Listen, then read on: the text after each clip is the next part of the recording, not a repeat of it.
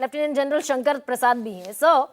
ये जो कल ट्रंप बात कह रहे थे, भाई न्यूक्लियर बॉम्ब तो मसला नहीं था, पर ट्रंप कल ये बात कहते दिखाई दिए कि in the very near future हम आइलैंड पर, खर्ग आइलैंड पर कब्जा कर लेंगे। सारी उनकी ऑयल स्टैब्लिशमेंट जितनी भी है, जैसे हमने वेनेजुएला के साथ किया वैसा हम ईरान के साथ करेंगे। तो oil is the only greed, क्या वो लालच तेल का है क्या ईरान के साथ अमेरिका को, कि ईरान पर कब्जा हम कर लेंगे, हम सबसे बड़े ऑयल प्रोड्यूसर हो जाएंगे, फिर भारत को कहेंगे हमसे तेल खरीदो या वेनेजुएला से खरीदो। जी बहुत धन्यवाद आपका। देखिए, सबसे पहला जो आपने एक सेंटेंस इस्तेमाल किया था कि वो सबको बेवकूफ़ बना रहे हैं,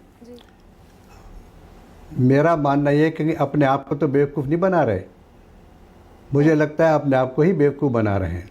वो इस बात को समझ के चलते हैं कि सारी दुनिया तो मूर्ख है, उनकी समझ में कुछ नहीं आएगा, जो मैं कहूँगा उसी प्रकार से दुनिया चलेगी।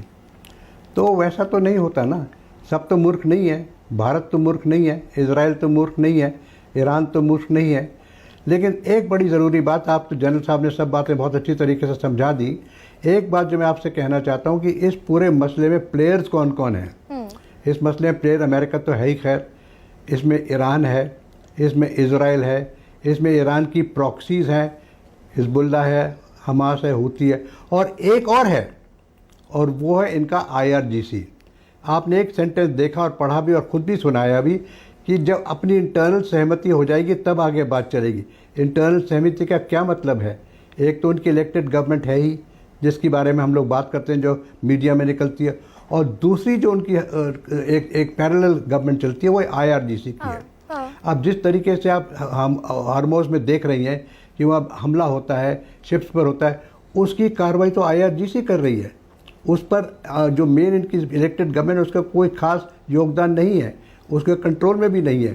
सो लेट अस फर्स्ट अंडरस्टैंड कि इस पूरे माहौल में बनावट क्या है, who are the people involved. पहला सवाल तो ये होता है। ऑयल पे दूसरा सवाल आपने सुनना चाहती थी आपको इस पॉइंट पर। जी मैं ऑयल का बता रहा हूँ ना, अभी ऑयल का बता रहा हूँ जी, ऑयल का बता रहा हूँ अभी मैं आपको। और देखिए, oil is something which America wants to हड़प करो from all over the world. वो चाहता है कि पूरे वर्ल्ड में ऑयल का मालिक मैं बन जाऊँ। जी बिल्कुल, हड़प कर, ये बिल्कुल, ये तो सब कुछ। देखिए, न्यूक्लियर का आपने समझा दिया क्लियरली कि जिनेवा में इनका मसला हल होने वाला था। उसके बाद क्या हुआ? उसके बाद इन्होंने सोचा कि अब मैं इनकी सीनियर लीडरशिप को मार दूंगा और 2 दिन में लड़ाई खत्म हो जाएगी और ऑयल को मैं कब्जा कर लूंगा। ना रिफाइनरी डिस्ट्रॉय होगी, ना कोई प्रोडक्शन डिस्ट्रॉय होगी, ना कोई रास्ता बंद होगा। ऐसा तो हुआ नहीं। उसके साथ साथ इनको इजराइल ने कुछ धमकी दी होगी कि हमें हमास को ख़त्म करना है, हिजबुल्लाह को ख़त्म करना है। सो यस, एक तो ऑयल की बात है, उसके साथ साथ जैसे जनरल साहब ने बताया भी, इनकी स्टॉक एक्सचेंज की बात है। एक दिन कहते हैं कि आज लड़ाई रुक जाएगी, दूसरे दिन कहते हैं लड़ाई फिर शुरू हो जाएगी। उस बीच में जो है 3-4 दिन के गैप में ऑयल के प्राइसेस ऊपर भारत को भी डिक्टेट करता दिखाना इस युद्ध के सर, इस वॉर के, भाई युद्ध चल रहा है मिडिल ईस्ट में, खाड़ी देशों में, और इसके विक्टिम बनते दिखाई दे रहे हैं हम। भाई इसी के चलते डोनाल्ड ट्रंप भारत को भी डिक्टेट करते दिखाई दिए, क्योंकि हमें ऊर्जा का संकट हो गया, हॉर्मुज बंद हो गया, और हॉर्मुज के साथ साथ वो कुवैत में और कतर में सारी रिफाइनरीज फूंक दी गई। तो अमेरिका हमें डिक्टेट भी कर पाया ना कि भाई तुम जो है वेनेजुएला से तेल खरीद लो। बिल्कुल बिल्कुल। और तुम जो है अमेरिका से, डोनाल्ड ट्रंप कहते दिखाई दिए, हमसे तेल खरीद लो, हमारे पास बहुत तेल है। बिल्कुल सही है, ये तो ऑयल की बात तो चल ही रही है। वो कहते हैं कि हमसे खरीदो, रशिया से मत खरीदो, हमसे वेनेजुएला से खरीदो, चाहे कितना भी उसका आने में ट्रांसशिपमेंट में खर्चा हो, कोई बात नहीं, हम आपको कॉम्पिटिटिव प्राइस में देंगे। और आपने देखा कि एक दफा ऑयल के प्राइस 110 तक चले गए थे। एक बयान बीच में ये आया था ट्रंप साहब का कि 250 तक जा सकता है ब्रेंट ऑयल का दाम, हालांकि गया नहीं। और आपने बीच में देखा 4 दफा ये ऑयल के प्राइस 110 से 105 से 190 97 तक हो गए थे बीच में। तो भारत की मार्केट सर, भारत की मार्केट ब्लॉक की ना डोनाल्ड ट्रंप ने। भाई वो हॉर्मुज और स्ट्रेट ऑफ हॉर्मुज तो खुला हुआ था, ये बंद किसकी वजह से हुआ? डोनाल्ड ट्रंप की वजह से बंद हुआ, युद्ध की वजह से बंद हुआ। भाई ईरान ने उसको अपना एम्यूनेशन बना लिया।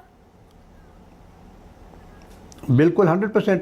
इसमें एक हिस्टोरिकल बात जोड़ना भी बड़ा जरूरी है गरिमा जी। आपको 1979 की याद दिलाता हूँ।